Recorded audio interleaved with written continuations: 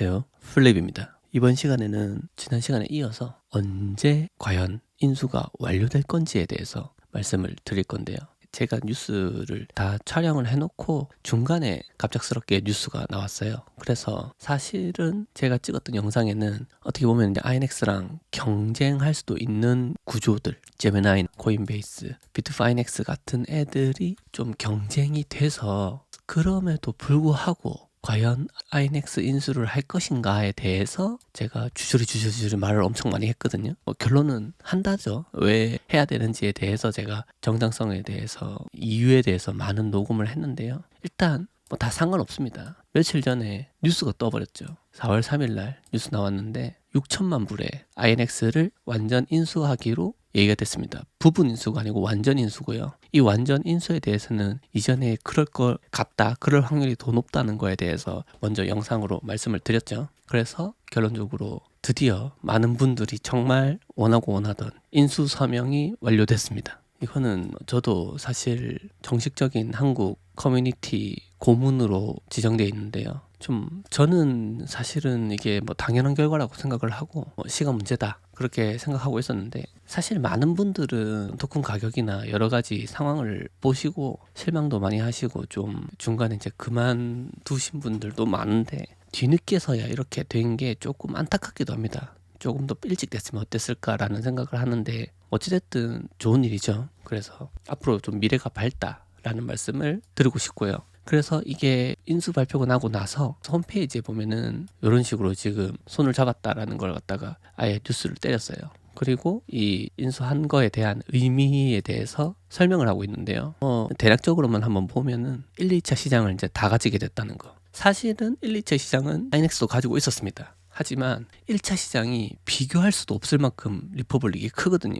업계의 그 선두를 지키고 있을 만큼 경쟁력 있는 회사입니다. 리퍼블릭은. 최근에 크립토 서밋 한번 했었죠. 백악관에서. 거기도 초대를 받을 만큼 굉장히 유명한 회사고요. 스페이스X나 로빈후드도 처음에 리퍼블릭에서 오퍼링을 받고 사업을 시작을 했었거든요. 그만큼 엄청나게 영향력 있는 회사다. 그래서 그거에 대해서 강조를 하는 거다라고 말씀을 드릴 수 있어요.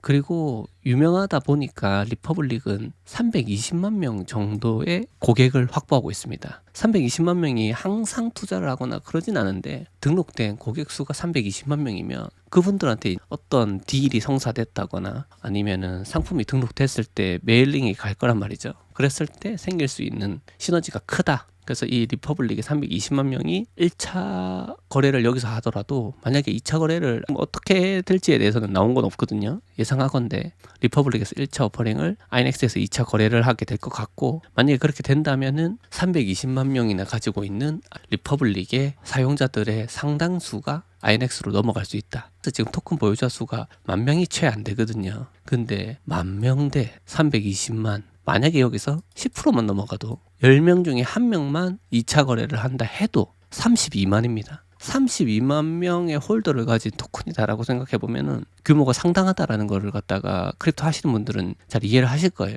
그런 사용자를 보유하게 된다면 아이넥스도 엄청난 이득이다. 그래서 제가 이 딜이 어떤 사람들은 이제 처음에 이제 계약을 했을 때 불공정하다라는 것 갖다가 얘기를 많이 했는데 전혀 그렇게 보진 않았습니다. 그리고 지금 그 계약이 계속 유효하다고 보느냐? 지금은 넘어갔죠. 같은 회사가 아예 돼버렸기 때문에. 그래서 여기서 생기는 수익을 갖다가 리퍼블릭한테 넘겨준다거나 그런 건 없습니다. 어쨌든 이 두 회사가 생길 시너지에 대해서는 제가 심도 있게 한번 분석 영상으로 다음번에 소개해드리고 하고요. 이어서 설명을 드리자면 1, 2차 시장 다 쓴다는 말 또 써 있고요. 그리고 다각화된다. 사업군이. 그거는 리퍼블릭이 이미 다각화해서 많이 가지고 있어요. 오퍼링한 거를.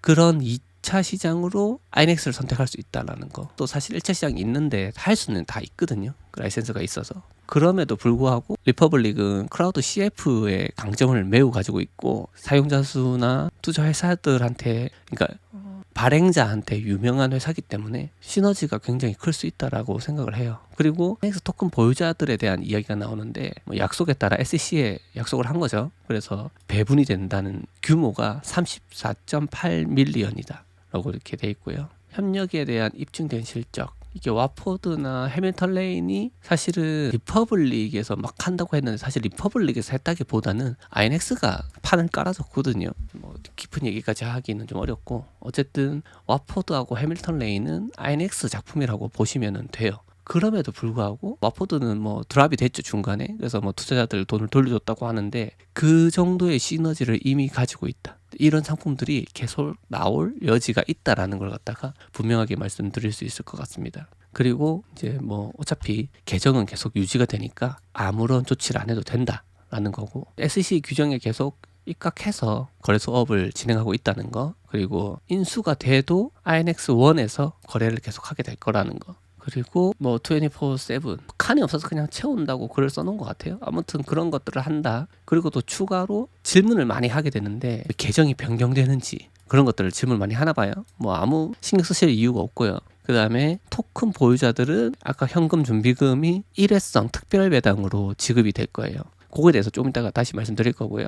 뭐 투자 기회가 생길 거다. 이거 뭐 이렇게 질문을 하나 모르겠네요. 어쨌든 그리고 다 좋아진다는 얘기예요. 어쨌든 손을 잡았다. 그걸 갖다가 막 자랑하고 싶은 거죠. 칸을 억지로 채운 것 같습니다. 어쨌든 1, 2차 시장에서 이 둘이 가질 시너지가 굉장할 수 있다라는 걸 갖다가 설명을 드리고 있습니다. 사실은 이거를 떠나서 처음에 그럼에도 불구하고 인수를 할 거냐에 대해서 제가 참 길게 설명을 했는데 뭐 할 필요가 없어졌네요. 그리고 나서 지금부터는 이전에 녹음했던 내용을 전달해 드릴 거고요. 자, 그러면 본격적으로 인수 시점을 한번 예상해 볼까요? 일단은 RDAC라는 회사는 미국 SEC 규정하고요. 카이먼 제도의 법률에 따라서 설립된 스펙 기업 페이퍼 컴퓨터입니다. 그래서 일단 두 가지를 좀 살펴보면 미국 SEC 규정에 따라서 투자자 보호 목적에서 반환 규정을 엄격하게 적용해요. 이게 무슨 말이냐면 일단은 인수를 하겠다고 만든 회사잖아요. 그 목적성에 완수가 되지 않으면, 그러니까 명시된 기간 내에 인수가 완료되지 않으면 보관된 자금은 투자자들한테 전액 반환돼야 된다. 이렇게 써져 있고요. 케이먼 제도 법률에 따라서도 달성이 안 되면 신탁된 자산을 주주들에게 반환한다. 이렇게 주주들에 대한 안전장치들이 있어요.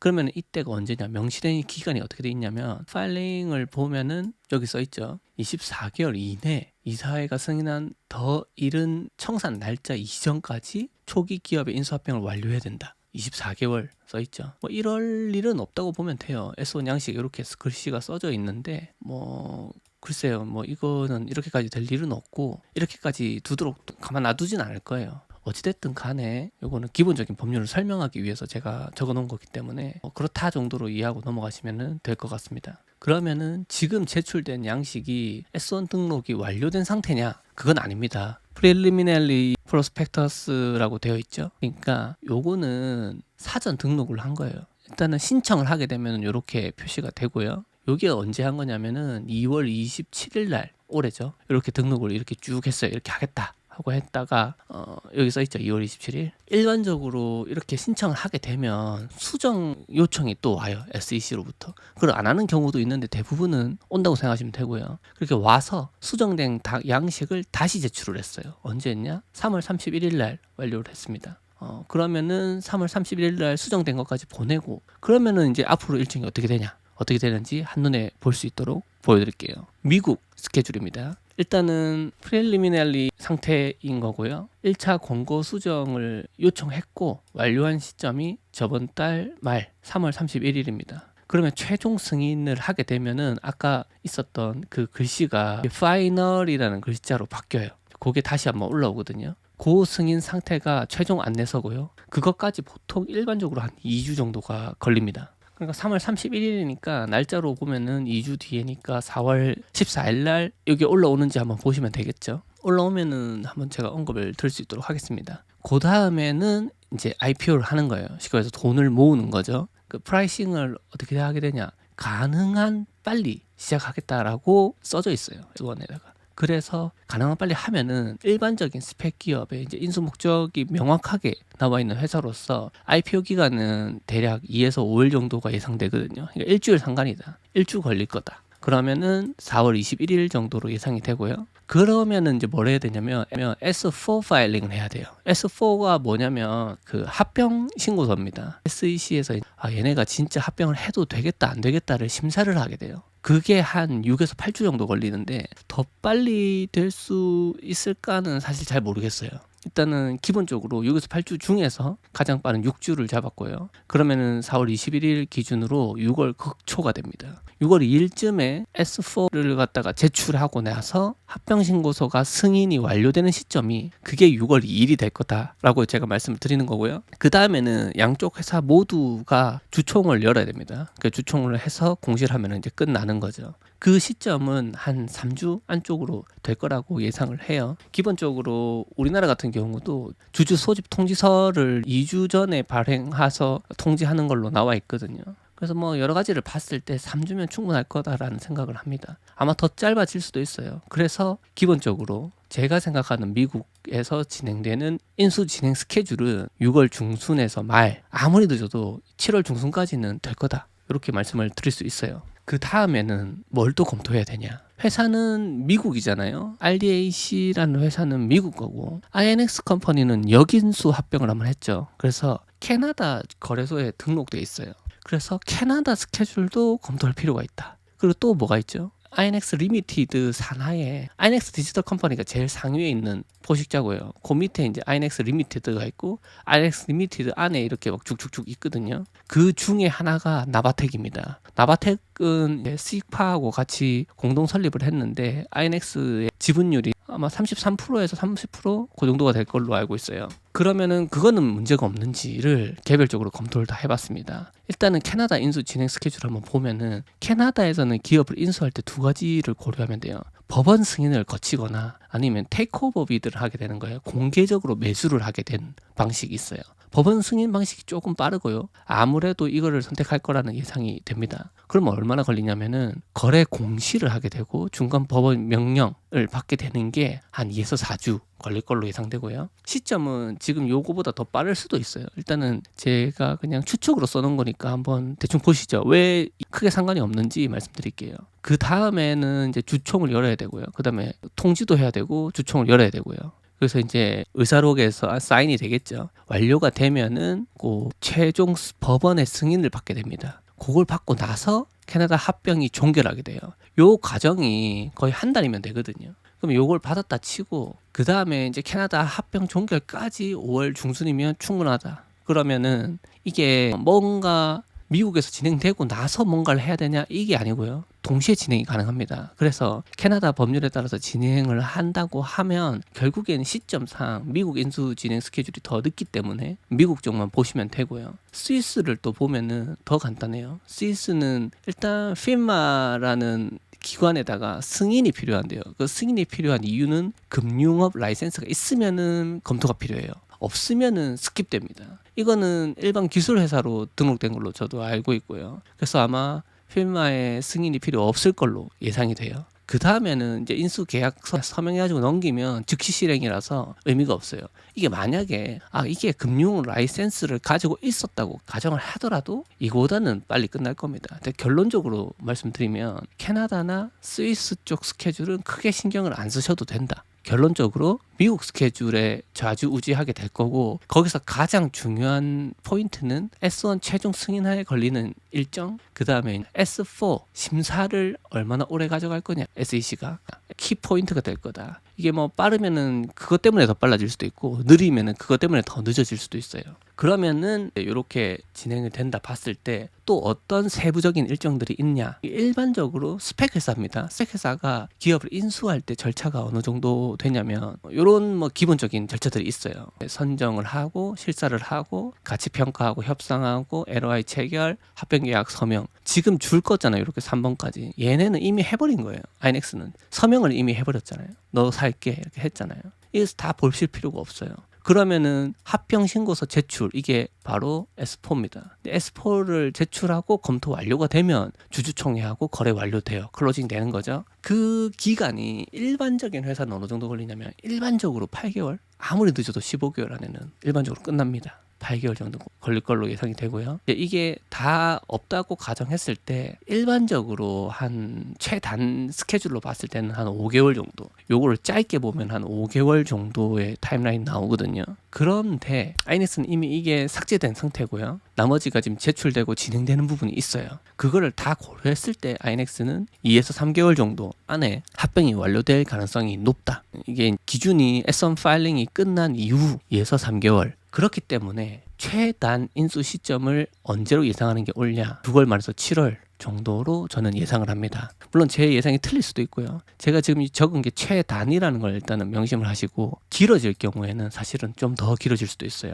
그리고 이 최단이라 잡은 것도 저도 약간의 보수적으로 잡은 부분이 있기 때문에 완전 최단위는 아니에요. 그래서 저는 합리적이라고 생각하거든요. 6월 말 7월 그 정도면은 인수가 완료될 거다. 인수가 완료되면 어떻게 되죠? 배당이 나오게 되죠. 어떻게 나오게 되는지 한번 설명을 드리겠습니다. 기본적으로 배당이 나오는 부분은 홈페이지에 들어가시면 토큰 홀더 라이트라는 이제 권리죠. 그걸 나타내는 홈페이지가 있는데, 거기에 보시면 트리거 이벤트가 발생을 했을 때 받도록 돼 있어요. 그 트리거 이벤트는 이런 겁니다. 지금 여기 설명되어 있는 부분을 제가 가져왔고요. 그 내용은 뭐 플랫폼이 잘 운영이 안 됐을 때, 일부나 대부분이 매각됐을 때, 여기 한 50%의 지분을 의미하고요. 뭐 그런 경우에 일단 넘어간다라고 돼 있는데, 결론적으로 이제 인수가 완전 인수가 되잖아요. 그러면은 언제? 30일 안에 배당을 해야 돼요. 그러면 30일이면 한 달이잖아요. 그래서 아까 전에 잡았던 6월 말 7월을 예시로 들어보면 7에서 8월 사이에는 배당이 나올 거다. 그러면 배당이 이제 앞으로는 얼마 나올 거냐, 이게 또 궁금해지시겠죠. 홈페이지에 들어가 보시면 토큰 서큘레이션이 몇 개 나와 있는지가 나와요. 기본적으로 아이넥스 토큰은 2억 개가 발행이 됐고요. 2억 개 중에서 서큘레이션, 그러니까 지금 유통되고 있는 양이 1억 3,800만 개 정도가 됩니다. 그리고 여기 이제 캐시 펀드라고 나와 있는데, 지금 뭐 홈페이지에 설명되어 있는 부분 보면은 좀 틀리게 나온 부분이 있어요. 뭐 예를 들면은 요런 거. 34.8 밀리언을 토큰 보유자한테 배포를 하겠다라고 써는 거는 사실은 틀렸습니다. 왜 틀렸냐면, 여기 공시를 얼마 전에 했단 말이에요. 연말 기준의 공시. 여기서 캐시 펀드를 갖다가 더 채우지 않은 이상, 여기 보면 마지막 줄에 뭐라고 나오냐면은, 결국에는 재작년 말까지 34.41 정도를 가지고 있다가 결국에는 작년 연말에 34.33 밀리언 정도를 보유하고 있다. 그렇게 나타내 있어요. 그러니까 결론적으로 우리가 배당금에 대해서 계산을 하려면, 현재 기준에서는 34.33 밀리언 달러에서 지금 서큘레이션 되고 있는, 유통되는 물량을 나누면 토큰당 0.248달러 정도가 나옵니다. 본인이 보유하고 계신 개수에서 이걸 곱하면은 배당금을 얼마나 한 달 안에 받게 될지를 알게 되겠죠. 그게 받을 시점은 7에서 8월이 될 거다라는 말씀을 드리고요. 그리고 요 토큰을 배당금을 받는다 치면, 이게 지금 찍고 있는 시점이 4월 9일인데요. 요 기준에서 지금 토큰 가격이 0.32입니다. 0.32달러면 실제로 이제 토큰 배당금을 이만큼 받으니까 실제 매수 가격은 0.072달러에 사게 된다. 그렇게 이해를 하시면 돼요. 그래서 지금 매수세가 좀 있죠. 일단은 그렇게 해석을 하시면 되고, 요렇게 사게 됐을 때 실질적인 수익률은 어떻게 되냐? 수익률은 사는 순간 배당이 나올 걸 가정을 하면 가격이 일단은 유지가 됐을 때를 말씀을 드린 거예요. 가격이 올라갈 수도 있는 거죠. 어쨌든 가격이 유지가 됐을 때, 배당금이나 가격이 유지가 됐을 때 78% 정도의 수익을 즉시 가져올 수 있다라고 해석을 할 수 있어요. 요 기준으로. 뭐 이거는 재미로 써놓은 거니까 그냥 참고만 하시고요. 뭐 이거는 현재 기준에서 진짜 사고, 그리고 배당금이 들어오면은 실제로 78% 수익이다라고 말씀을 드릴 수 있어요. 왜냐면 0.32에 샀는데 0.248을 돌려주니까 그렇게 되겠죠. 그러면은 이제 앞으로 우리가 알아봐야 될 부분은, 이 오픈디라는 회사죠. 이거 리퍼블릭이 어떤 그림을 그릴 수가 있느냐, 그 실질적으로 얼마나 효과적일 것이냐, 그거에 대해서는 집중적으로 파볼 필요가 있고, 이것을 판다는 거는 그냥 리퍼블릭 자체만 가지고 살펴보면 이건 약간 우물 안의 개구리예요. 우리는 이 시장 자체를 갖다가 좀 깊게 볼 필요가 있고요. 깊게 보기 위해서는 이게 깊은지 아닌지를 이해하기 위해서 넓게 볼 필요가 있어요. 그래서 저는 이제 해외 뉴스, 그리고 이제 국내 뉴스도 전달을 해드릴 생각이고요. 여기 보면은 이제 요 빨간색 테두리 안에 있는 게 이제 INX 가지고 있는 자산들인데 이게 리퍼블릭 안으로 다 들어오게 되는 거죠. 그랬을 때 리퍼블릭이 사실은 엄청난 시너지를 낼 수 있다라고 저는 믿고 있고요. INX 자체로도 원래 할 수 있는 부분이 있었는데 리퍼블릭이 가지고 있는 가장 큰 자산 중에 하나는 커뮤니티가 320만 명이나 된다는 거고요. 320만 명의 커뮤니티를 가지고 있고 매우 유수한 프로젝트들을 가지고 있어요. 예를 들면 스페이스 X라든지 로빈후드를 오퍼링을 한 경험이 있고 또 수많은 프로젝트들이 수시로 상장이 되고 있어요. 그렇기 때문에 이 레귤레이션 CF만으로 이루어진 거긴 하지만 이게 결국에는 2차 시장으로 흘러 들어갈 거고 이 중에 10%만 넘어온다고 해도 지금 INX 토큰 보유자가 몇 명입니까? 1만 명이 채 안 되잖아요. 근데 10%가 넘어오면은 32만 명입니다. 엄청나죠? 그러면은 지금의 32배에 해당하는 사람들이 INX 토큰을 보유하고 또 유통을 할 수 있다. 아주 희망적인 메시지가 될 수 있다라고 저는 생각을 하고요. 그게 실제로 일어났을 때 어떤 시너지를 가져오게 될지는 같이 한번 고민을 해보면 재밌을 것 같아요. 이거는 언제까지나 어디까지나 이제는 좀 추측의 영역이기 때문에 한번 재미로 같이 알아보면 좋을 것 같습니다.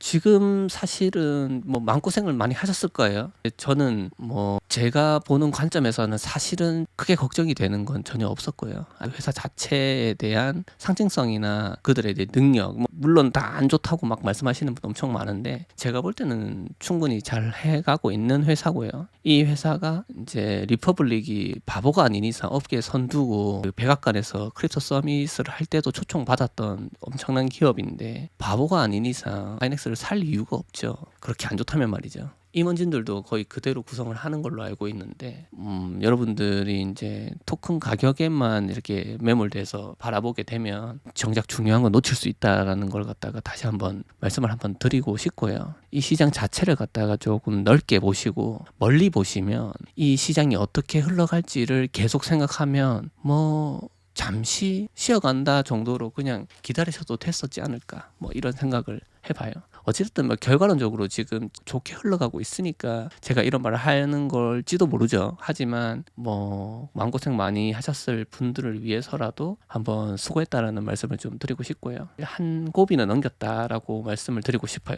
아마 이게 투자자분들이 많이 제 텔레그램이나 뭐 트위터 같은 걸 이제 팔로우 하시면서 보고 계실 건데 카카오톡도 있죠. 그런 분들한테 도움이 되는 채널이 되기 위해서 노력을 할 겁니다. 그리고 이제 국내에도 수많은 참여한 기업들이 있고 지금 STO 법안들도 계류 중인 게 많거든요. 지금 대통령 탄핵되면서 엄청나게 시끄럽잖아요. 지금 상황을 놓고 보면은 법안이 언제 통과될지 그게 미칠 영향에 대해서도 고민을 많이 해봐야 되는 시점이라고 생각을 하고요. 이제 우리나라 STO 시장의 활성화 그리고 또 해외 STO 시장에 대한 생생한 뉴스들로 많은 분들 찾아뵙게 될 거고 INX나 리퍼블릭만 제가 계속 말씀을 드리진 않을 거예요. 워낙에 이제 저 커뮤니티를 제가 또 무시할 수 없기 때문에 제가 만든 거니까 무시할 수 없기 때문에 요청하시는 것들을 다 수렴을 해서 영상을 제작하는 건 맞고요. 그래도 제가 하고 싶었던 게 꼭 이런 것만 하는 건 아니거든요. 그래서 다른 것도 좀 준비해 보겠다.